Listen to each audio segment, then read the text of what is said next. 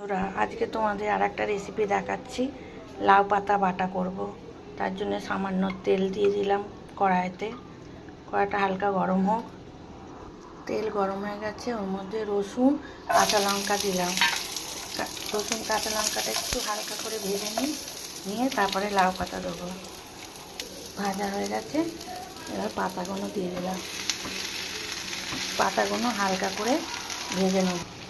ভাজা হয়ে গেছে, এবার ঠান্ডা করে মিক্সি করে নেব। তোমরা পারলে শিলে বেটে নেবে। পাতাটা বাটা হয়ে গেছে, এবার কড়াইতে তেল দেবো। তেল দিয়ে তেলটা গরম হোক। তেল গরম হয়ে গেছে, কালো জিরে ফোড়ন দিলাম।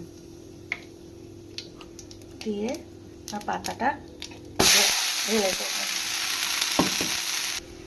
ওর মধ্যে নুন হলুদ দেবো, দিয়ে ভালো করে শুকিয়ে নেব।